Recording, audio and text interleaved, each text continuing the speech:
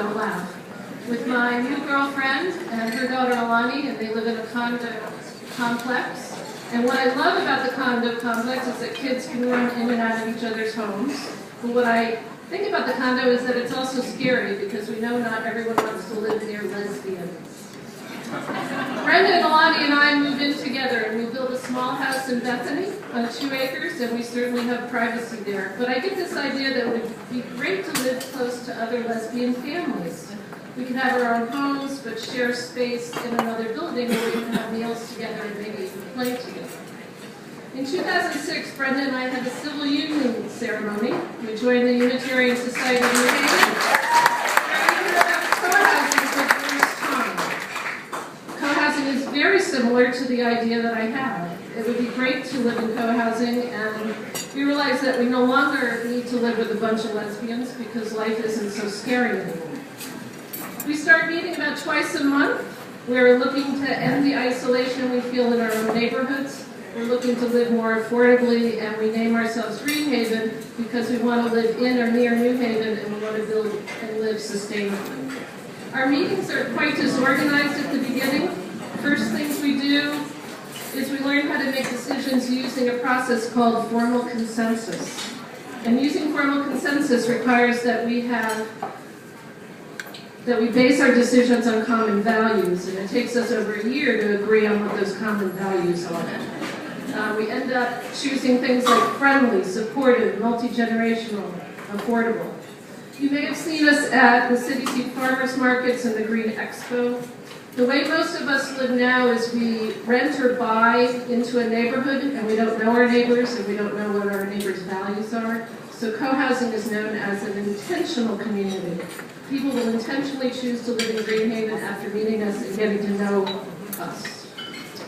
We start visiting other co-housing communities in New England. This is Pioneer Valley in Massachusetts. You'll notice that the homes are clustered around a pedestrian center with cars on the outside. The homes are smaller because everyone owns together a large common house where people can share meals and other rooms.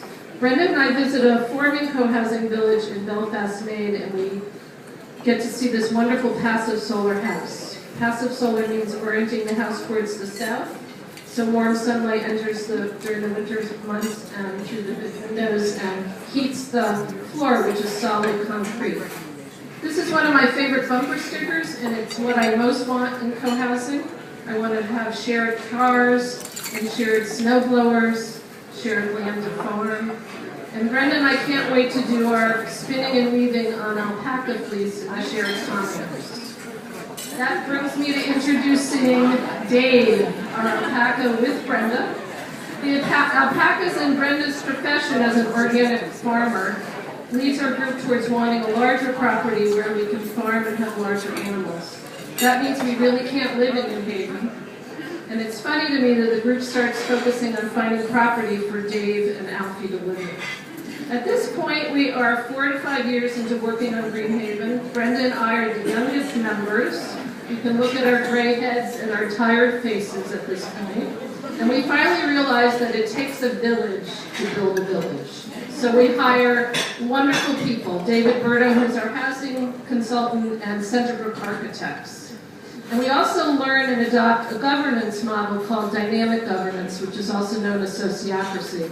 We divide the work up more equitably, as you can see by our organizational chart, and we also learn a new consent decision process that is much faster than formal consensus. Then things get even better for us. We find a property. The owner gives us an option to buy it. It's a 32-acre former dairy farm in Bethany. It's 5 miles north of New Haven. And there's plenty of space for farming and raising animals and having all of our homes facing south. Our membership quickly grows, and best of all, we finally have families. We have babies and teenagers. We think it's happened because Green Haven started using dynamic governance, because we knew exactly where we wanted to build, and we had friendly, smart people helping us. So after so many years, we finally are getting to the fun, creative work. Twice a month, we meet with Centerbrook Architects. We gather around this big table, and we play with the property plans and little wooden buildings, and we help decide where the homes should be, and we help decide how to design the common house. We've also hired another expert, Appleseed Permaculture. They will help us decide how to use the 32 acres. Appleseed has us doing activities. Here's Amy and her daughter Lucy at a permaculture meeting at the Grove. They are helping to design the smaller spaces between the homes. What types of plants? Should they be trees, berry bushes, flowers? Can we eliminate the lawns?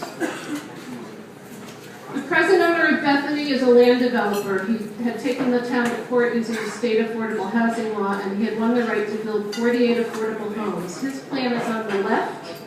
Our plan is on the right. His homes would be spread across the 32 acres. Our homes would be clustered together, and we would be able to leave open space for farmland and for wildlife. We started the zoning process in Bethany this past winter. These are actual quotes from an opposition blog. Greenhaven scares people. We're weird. We're a commune. We're wanting to build condos all over Bethany. The response from the Bethany Town Planner and the Zoning Commission has been respectful and positive.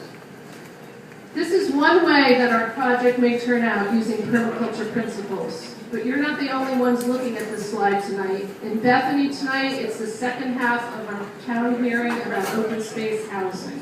Over 300 people were at the first hearing 2 weeks ago. Unfortunately, most of them were in opposition.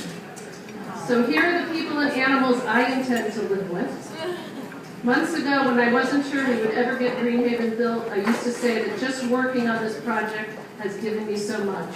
I've learned that conflicts can lead to better decisions, and I've learned that working hard together leads to wonderful relationships.